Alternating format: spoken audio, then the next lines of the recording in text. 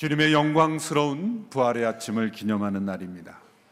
그러나 부활절은 때가 되면 지키고 끝내는 절기가 아니라 우리가 매일매일 삶 속에서 살아가야 하는 현실입니다. 예배 출석하는 분 중에서 부활의 역사성을 부인하는 분은 없을 것입니다. 그러나 우리의 문제는 거기서 끝난다는 것입니다. 부활이 우리의 삶의 중심이 되고 우리의 믿음의 중심이 되고 우리의 매일매일의 삶 속에 역사하는 현실이 되라고 하시는 것입니다. 부활은 예수님의 부활만이 아니라 우리의 부활이요, 우리의 삶 속에, 우리의 지금 이 시간에 매일 삶 속에서 우리가 체험해야 하는 것입니다. 예수님께서 부활하신 이후에 만난 이들을 보면 모두가 다 한결같이 예수님의 제자들이었습니다. 예수님을 핍박하고 죽였던 원수들에게도 나타나지 아니하시고, 놀라운 것은 예수님의 육신의 어머니 마리아에게도 나타나지 않으셨다는 거죠. 그래서 예수님이 어떤 인간적인 정에 의해서 그 대상이 결정된 것이 아니다라는 것을 우리에게 말씀해 주시는 것입니다. 모두가 다 특별한 사연들이 있었습니다. 막달라 마리아는 예수님께 대한 깊은 사랑과 헌신을 우리에게 보여주신 분입니다. 도마는 내 손으로 직접 만지고 내 눈으로 보지 않고는 믿지 못했다고 하는 의심과 회의에 가득한 사람이었습니다. 베드로는 예수님을 3번씩이나 부인한 제자였습니다. 이렇게 특별한 사연, 그리고 예수님께서 그들을 개인적으로 만나심으로 회복시키시는 어떤 이유가 있었던 거죠. 오늘 우리가 함께 읽은 본문 말씀에 나오는 엠마오로 가던 두 제자, 그들을 예수님께서 특별히 만나주신 이유는 무엇인가? 오늘 본문을 통해서 우리는 알 수가 있습니다. 예루살렘에서 엠마오로 가던 두 제자를 예수님께서 만나주신 사건은 매우 특이합니다. 첫째로 이들은 알려지지 않는 그런 두 제자였습니다. 분명 12제자는 아니었습니다.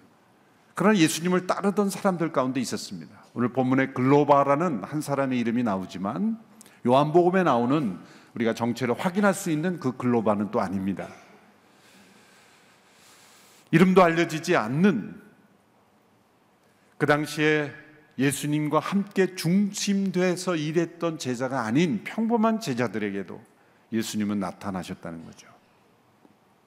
두 번째로 특이한 점은 이 부활하신 예수님께서 예루살렘에서 엠마오로까지 여행하는 이 기간이 약 11km 정도 되는데, 걸으면 약 한 2-3시간 정도는 걸리겠죠.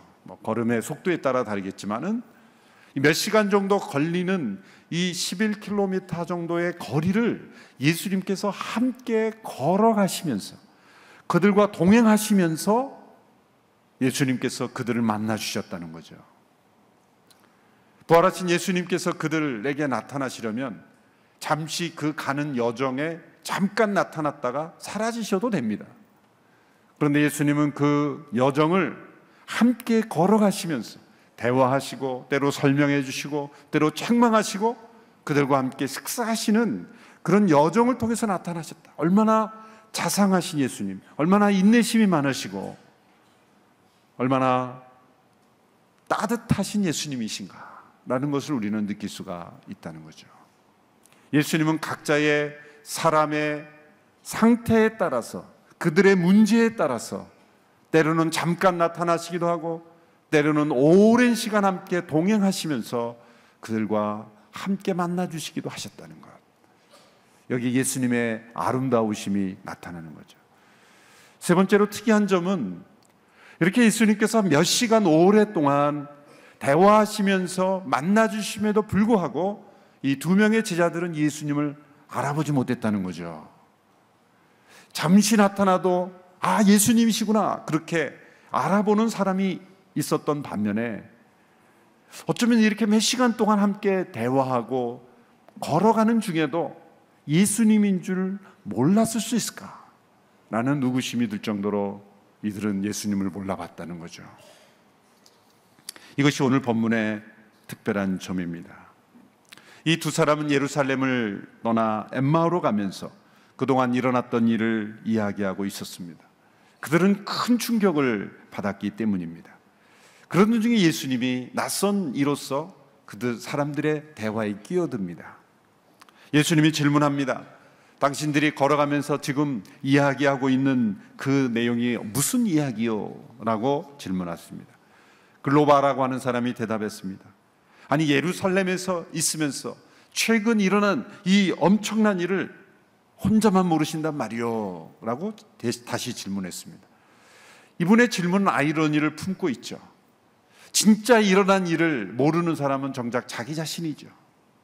예수님은 능청스럽게 다시 질문합니다. 예수님의 이 질문을 어떤 언어로 표현할 수 있을까라고 아무리 생각해봐도 능청스럽다라는 발밖에는 다른 표현이 없어서 죄송합니다. 내가 부활한 예수다 이렇게 말씀하셨으면 될걸. 아무 말씀하시고 도대체 그럼 무슨 일이요? 이렇게 예수님이 다시 질문합니다. 예수님인 줄 모르는 이들이 이렇게 대답합니다. 오늘 보면 19절에서 24절까지의 말씀이죠. 우리 한 절씩 우리 같이 한 목소리 함께 읽어볼까요? 시작. 그분이 물으셨습니다. 무슨 일이요? 그들이 대답했습니다. 나사렛 예수에 관한 일들 말입니다. 그분은 하나님과 모든 백성들 앞에서 행동과 말씀의 능력이 있는 예언자셨습니다. 그런데 우리 대제사장들과 지도자들이 그분을 넘겨주어 사형 선고를 받게 했고 십자가에 못 박았습니다. 그러나 우리는 이스라엘을 구속해 주실 분이 바로 그분이라고 바라고 있었습니다. 그뿐 아니라 그런 일이 있은 지 벌써 3일째 됐는데 우리 중 몇몇 여인들이 우리를 놀라게 했습니다. 그들이 아침 일찍 무덤에 갔다가 그분의 시신을 찾지 못하고 돌아와서 천사들의 환상을 보았다고 했습니다. 그리고 그 천사들이 예수께서 살아나시 계신다고 말했다는 것입니다. 그래서 우리 동료 몇 사람이 무덤으로 가보았더니 그 여인들이 말한 대로 그분을 볼 수 없었다는 것입니다. 세 가지 내용으로 요약할 수 있죠. 첫째, 예수님은 그 말과 행동에 능력이 있는 예언자셨습니다. 두 번째, 그분은 대제사장과 지도자들에 의해서 십자가에 죽으셨습니다. 셋째로 그 위에 여인들이 무덤이 비었다고 하고 천사의 환상을 보았다고 하고 많은 사람들이 확인해 보니 진짜 무덤이 비어 있었습니다. 그것이 그들의 이야기의 내용이었습니다. 자, 무덤이 비었습니다. 그런데 그들은 예수님이 부활했다라고 생각하지 못했습니다. 빈 무덤이라는 예수님의 부활에 확실한 증거가 있었음에도 불구하고 그들은 예수님이 부활하셨다라는 그 사실로 연결시키지 못했다는 거죠. 그래서 그들은 절망했습니다. 그들은 슬퍼했습니다. 그들은 예수님이 예루살렘에 들어가시면 이스라엘의 왕이 되어서 그 민족을 애굽에서 그 바로로부터 건져낸 모세처럼 그들을 로마로부터 구원해줄 구세주로, 예언자로 그들은 생각했던 거예요. 그들이 생각했던 일은 일어나지 않았고 예수님은 십자가에 못 박혀 죽으심으로 끝나버렸습니다. 그래서 그들은 절망했고 그들은 슬픔에 빠져 터벅터벅 슬픈 모습으로 그들은 다시 고향으로 돌아가고 있었던 것입니다. 그들의 절망, 그들의 슬픔의 원인은 어디에 있습니까? 예수님이 다시 살아나셨지만 살아나셨다라는 생각을 전혀 하지 못하고 있었기 때문이죠. 예수님의 말씀을 들었지만 그 말씀을 있는 그대로 받아들이지 못했다는 것이죠. 그 원인을 오늘 본문 16절에서는 이렇게 지적하고 있습니다. 오늘 본문 16절의 말씀을 우리 같이 한번 읽어보실까요? 16절 시작. 그러나 그들은 눈이 가려져서 예수를 알아보지 못했습니다. 눈이 가려져 있었습니다. 그들의 육신의 눈으로 예수님을 못 보았다는 게 아닙니다. 여러분, 우리가 본다라는 것은 꼭 육신의 눈만으로 보는 것이 아닙니다. 우리의 육신의 눈으로 봐도 못 보는 것이 많아요. 제 설교집을 내는데 여러 번 읽어도 또 다른 분이 오면 또 잘못된 글자가 거기 있었다는 거예요. 분명히 육신의 눈으로 봤는데 보이지 않는 거예요. 예수님을 눈으로 보았지만 육신의 눈으로 봐도 보지 못하는 거예요. 이 눈은 어떤 눈입니까? 요즘 말로 표현하면 세계관이다 이렇게 말할 수 있는 거예요. 월드뷰. 이 세상을 바라보는 우리의 관점, 눈이 있습니다. 어떤 안경의 색이 있느냐에 따라서 그 세상이 다 그 색으로 보이는 거예요. 노란 안경을 쓰면 세상이 다 노랗게 보이고 빨간 안경을 쓰면 다 세상이 빨갛게 보이는 거죠. 그런데 그 보이지 않는 안경이 우리의 생각 속에, 우리의 마음 속에 있다면 얼마나 무서운 일이 생길까? 그것이 세계관입니다. 여러분이 엠마오로 가는 두 세자의 세계관 속에는 죽은 자가 다시 살아나는 일은 없는 것이었습니다. 그게 눈이 가려져 있는 것입니다. 그래서 그들은 절망하고 슬퍼할 수밖에 없었던 거예요. 만일 그들의 세계관 속에 죽은 자의 부활은 있을 수 있는 일이라는 그런 세계관이 있었더라면 그들은 빈 무덤은 곧 예수님이 부활했을 거라는 믿음으로 연결되어 있을 거예요. 그러나 그들의 세계관 속에는 죽은 자의 부활은 있을 수 없다라는 거죠. 왜 그런 세계관이 나타났을까요? 세상을 창조하신 하나님이 계시다는 믿음이 없기에, 창조주 하나님을 믿는 믿음이 없으면 기적은 있을 수 없는 것이고 죽은 자의 부활은 있을 수 없는 거예요. 이 세상의 세계관이 그렇게 눈이 가려져 있는 것입니다. 바리새인들은, 유대인들은 죽음 너머의 부활은 믿었어요. 그런데 그들이 믿지 않았던 것은 지금 이곳에서, 이 세상 속에서 일어나는 죽은 자의 부활은 받아들이지 않았던 거예요. 예수님의 부활은 신화가 아니라 역사 속에 일어난 사건이요, 그리고 그분은 지금도 살아계신 것입니다. 이 세상에 닫혀있는 세계관, 이 세상에 닫혀있는 눈에서는 어떻게 예수님이 보이지 않는데 살아계신가? 우리 눈에 보인다고 다 보이는 것이 아니에요. 우리 눈에 보이지 않는다고 없는 것이 아닙니다. 공기는 눈에 보이지 않지만 다 존재한다고 믿지 않습니까? 우리 육신의 눈으로 보이지 않지만 이 세상 속에 너무나 분명히 존재하고 계신 하나님, 그 하나님께서 죽은 자 가운데 예수 그리스도를 다시 살리셨으며 그분은 지금도 살아 계십니다. 이 세상에 닫힌 세계관 속에 눈이 가려져서 부활하신 예수님을 보지 못하는 수많은 영혼들, 어쩌면 예배에 출석하면서도 죽은 자의 가운데 부활하신 예수 그리스도를 보지 못하고 동행하지 못하는 그런 영혼들이 있다면 우리의 눈을 열어달라고 기도해야 될 줄 믿습니다. 그래서 이 본문이 특이한 거예요. 예수님께서 눈이 가려져서 보지 못하는 그들과 동행하시면서 몇 시간 함께 걸어가 주시면서 그들 옆에 계주셨다는 것. 부활하신 예수님은 이 세상의 세계관에 갇혀서 눈이 가려져서 부활하신 예수님을 보지 못하는 수많은 사람들의 지금 곁에 계셔서, 더 가까이 계셔서 믿지 않을수록, 보지 못할수록 더 많은 시간을 할애해서 그들을 만나주시는 아름다우신 주님이십니다.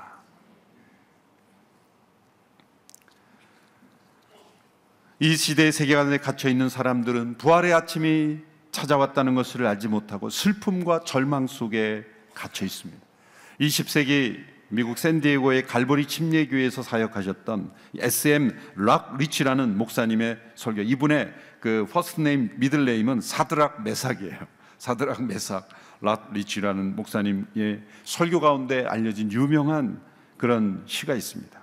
정교한 시는 아니지만 너무나 감동적인 수많은 사람들의 심금을 울려서 요즘도 유튜브에 올라오면 그것을, 이분의 음성을 영상으로 만든 영상이 있습니다. 제목은 It's Friday but Sunday is coming. 그것은 금요일입니다. 그러나 주일은 다가오고 있습니다. 라는 그런 내용입니다. 제가 쭉 한번 읽어보겠습니다. 금요일입니다. 예수님은 기도하시고 베드로는 잠을 자며 유다는 배신을 하게 되는데, 하지만 주일은 옵니다. 금요일입니다. 빌라도는 갈등을 하고 지도자들은 음모를 꾸미며 군종들은 비난을 하는데 그들 누구도 알지 못하고 있습니다. 주일이 오고 있다는 사실을. 금요일입니다. 제자들은 우왕좌왕합니다. 마치 목자 없는 양처럼. 마리아는 울고 있고 베드로는 부인하게 되는데, 그러나 그들은 모릅니다. 주일이 오고 있다는 사실을. 금요일입니다. 로마인들은 예수님을 때렸고 그에게 주홍색 가운을 입혔고 가시 면류관을 씌웠습니다. 하지만 그들은 모릅니다. 주일이 오고 있다는 사실을. 금요일입니다. 갈보리 언덕을 오르시는 예수님을 보십시오. 피를 흘리며 온몸이 비틀거리고 감당할 수 없는 무게가 그의 영혼을 짓누르는데, 하지만 지금은 단지 금요일일 뿐 주일은 오고 있습니다. 금요일입니다. 세상은 승리하고 있고 사람들은 죄를 짓고 있고 그리고 악은 미수를 짓고 있습니다. 금요일입니다. 병정들은 나의 구세주의 손을 십자가에 못 박았고 나의 구세주의 발도 십자가에 못 박았습니다. 그리고는 십자가를 번쩍 들어 올렸습니다. 범죄자들 사이에. 금요일입니다. 하지만 제가 한 말씀 드리죠. 주일은 옵니다. 금요일입니다. 제사들은 의심하고 있습니다. 어떻게 그들의 왕에게 이런 일이 닥칠 수 있었을까? 바리새인들은 스스로 축하하고 있습니다. 자신들의 작전이 드디어 성공했다고. 하지만 그들이 모르고 있는 사실은 지금은 단지 금요일 뿐이에요. 주일은 오고 있다는 것입니다.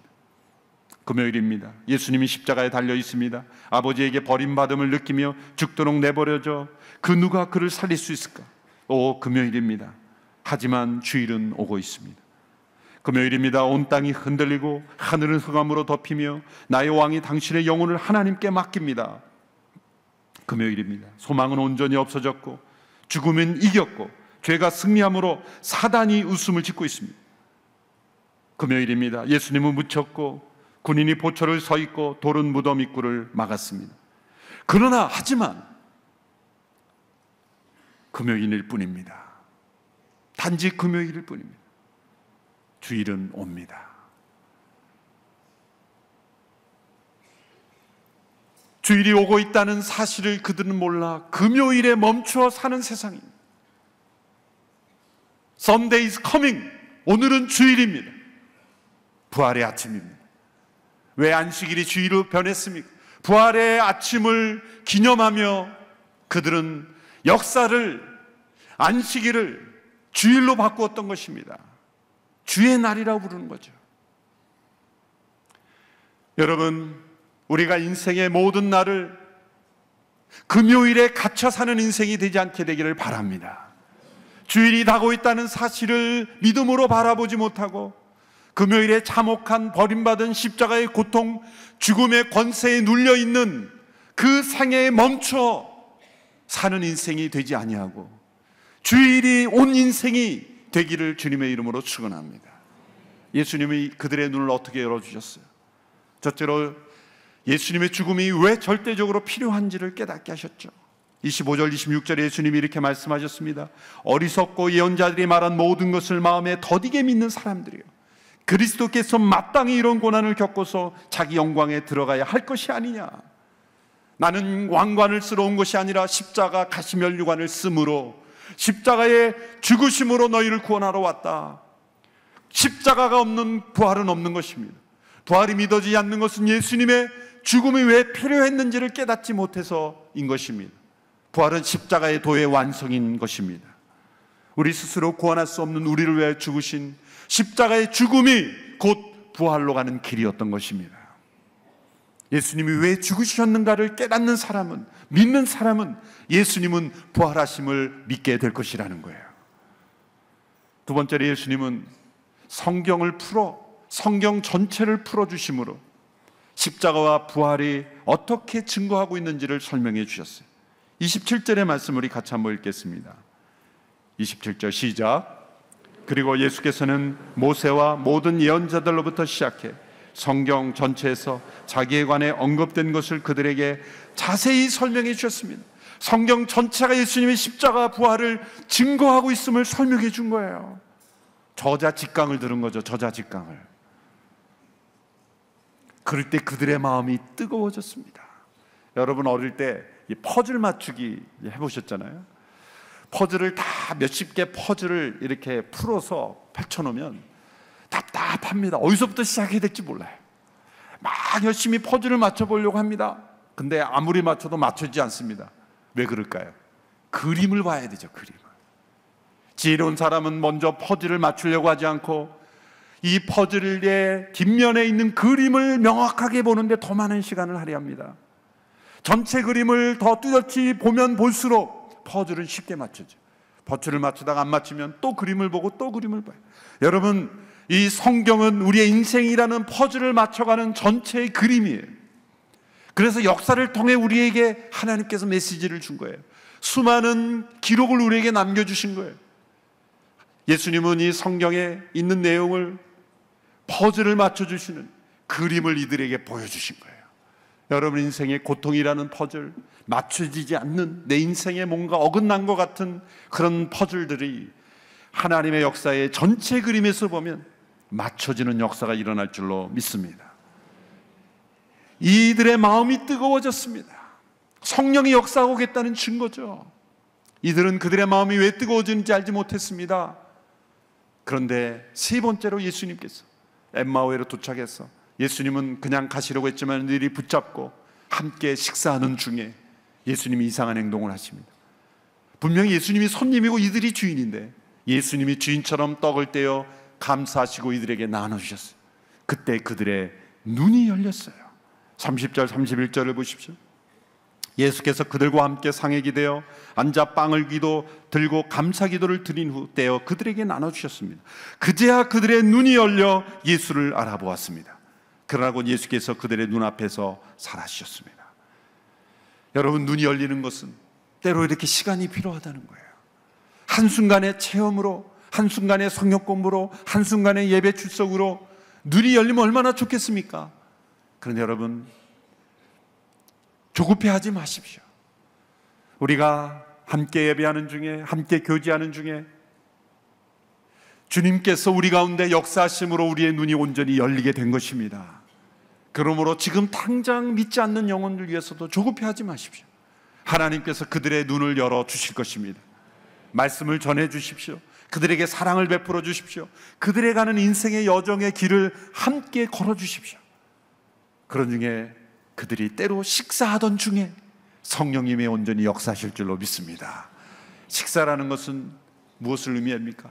매일매일 평범한 일상이라는 거예요. 매일매일 평범한 일상이 우리가 부활을 살아가야 하는 인생의 여정이라는 것입니다. 부활은 죽은 이후의 사건만이 아니라 지금 여기서 우리가 체험해야 될 삶, 식사하는 것과 같은 지극히 단순한 평범한 일상 속에서 우리의 삶에서 경험해야 될 능력이라는 거예요. 이 부활의 능력으로, 부활의 생명으로 우리 모두가 날마다 부활을 사는 우리 모두가 되기를 축원합니다. 눈이 닫혀있는 영혼이 열리게 되기를 축원합니다. 그리고 우리 주변에 아직도 눈이 가리워져서 예수님의 부활을 믿지 못하고 체험하지 못하는 영혼들의, 그들의 눈이 열려지는 일에 우리 모두가 쓰임받는 우리 모두가 되기를 축원합니다.